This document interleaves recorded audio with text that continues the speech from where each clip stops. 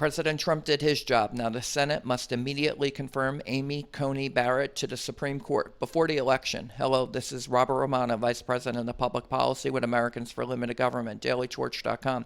Hit that subscribe button. Today we're going to be talking about President Donald Trump's choice to replace the late Ruth Bader Ginsburg. Amy Coney Barrett, she is the Seventh Circuit Court of Appeals judge. She's been serving for 3 years, and she's a textualist, just like Antonin Scalia, who she used to clerk for. And I think she's going to be an outstanding Supreme Court justice. And President Trump is definitely shifting the balance of power with this choice to the Supreme Court. It had been a 5-4 Republican-appointed majority on the Supreme Court, and now it's going to be 6-3. And many believe that this will cement a constitutionalist majority on the Supreme Court, and that can alter the types of decisions that are given for the next generation or so. And President Trump, this is his third pick to the Supreme Court, if confirmed. You have Neil Gorsuch and Brett Kavanaugh, and now Amy Coney Barrett. I think that President Trump can certainly build on this in his second term as more openings occur. And he's already setting records for how many judges have been confirmed in his first term. So let's take a look at this choice. Barrett is a highly qualified jurist. Again, she clerked for Antonin Scalia, and she shares his textualist philosophy of constitutional and legal interpretation on upholding the meaning of the words of the Constitution and the law in federal court decisions. Therefore, she will serve the Supreme Court and the nation well in that regard. The Constitution always needs more defenders. In her review of Randy Barrett's Our Republican Constitution, this article called Countering the Majoritarian Difficulty in 2017, Notre Dame Law School and the Yale Scholarship, she talks about her originalist interpretation, the textualist approach to interpreting the law, and urging, quote, fidelity of the original public meaning of the law. Quote, the measure of a court, then, is its fidelity to the original public meaning, which serves as a constraint upon judicial decision-making. A faithful judge resists the temptation to conflate the meaning of the Constitution with the judge's own political preference. Judges who give in to that temptation exceed the limits of their power by holding a statute unconstitutional when it is not. However, the basis for originalism and textualism in Barrett's mind has less to do with judicial restraint than deference to the supreme law of the land, the Constitution. Quote, the Constitution's original public meaning is important not because adhering to it limits judicial discretion, but because it is the law. And because it is the law, judges must be faithful to it. And I ask, what higher calling is there for a judge to fulfill other than to say what the law is? The rule of law is the cornerstone of constitutionally limited government, without which arbitrary or tyrannical rule could quickly take root.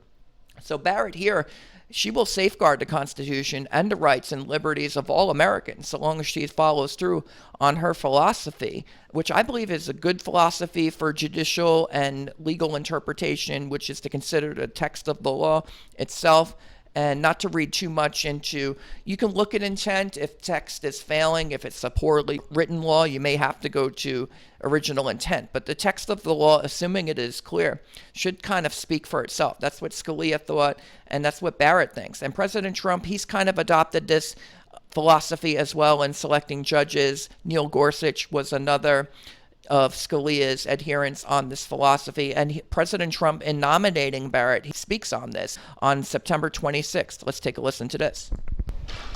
Amy Coney Barrett will decide cases based on the text of the Constitution as written. As Amy has said, being a judge takes courage. You are not there to decide cases as you may prefer. You are there to do your duty and to follow the law wherever it may take you. That is exactly what Judge Barrett will do on the U.S. Supreme Court. I want to thank the members of the Senate. We have so many of them here today. Thank you very much. I see you in the audience, and you're so proud. But I want to thank you for your commitment and to providing a fair and timely hearing. I know it will be that. And so that's President Trump's interpretation. He wants to interpret the law as it is written. And Judge Barrett, she spoke on this as well as her time with Antonin Scalia clerking for him and how that profoundly impacted upon her own judicial philosophy. Let's take a listen to that. I was lucky enough to clerk for Justice Scalia, and given his incalculable influence on my life, I am very moved to have members of the Scalia family here today, including his dear wife, Maureen. I clerked for Justice Scalia more than 20 years ago, but the lessons I learned still resonate. His judicial philosophy is mine too. A judge must apply the law as written. Judges are not policymakers, and they must be resolute in setting aside any policy views they might hold. And so that's a very clear explication of what we see in her countering the majoritarian difficulty. Brief synopsis there in her comments, but it really goes to Marbury at v. Madison, 1803, Chief Justice Marshall at the time. He puts forward the proclamation, the decision to basically stating what judicial review is and what the judicial power entails. And it is a command for judges to, quote, say what the law is. And Barrett writes, at the same time, fidelity will inevitably require a court to hold some statutes unconstitutional. When a statute conflicts with the Constitution, the fundamental law of the Constitution must take precedence, and the ordinary law of the statute must give way, because properly understood, it is not the law at all. A court does not overstep simply by holding a statute unconstitutional. It oversteps if it does so without constitutional warrant. And so, again, her comments, President Trump's judicial philosophy, Antonin Scalia's philosophy, Barrett's philosophy. That is a strong foundation for a judge, as we've seen nominated in the past. And I think at just 48 years old, Barrett will undoubtedly serve for a good long while. This may be Trump's strongest choice to the Supreme Court. And that's not to take anything away from Neil Gorsuch or Brett Kavanaugh. I think they each have their strengths. But Barrett's philosophy of law and the Constitution, as well as her stated duty to interpret the law as written, could be a gold standard. I think that, you might want to measure how we select future justices based upon her writings here and this clear explication of judicial philosophy. I think that in the future, presidents should look at, and they should be having writings on their stated judicial philosophy. It shouldn't be left up to guessing, or you have to pour through all their decisions. If they can say, this is how I interpret the law, then I think that that's a good thing. Now, the confirmation, I think it may actually be relatively easy compared to Brett Kavanaugh or Neil Gorsuch. For Senate Judiciary Committee, Lindsey Graham and Senate Majority Leader Mitch McConnell to get through this year before the election. Now, the first hearings are being set for October 12th. This was a story on the 26th stating that the Judiciary Committee, according to sources, would set October 12th as the date.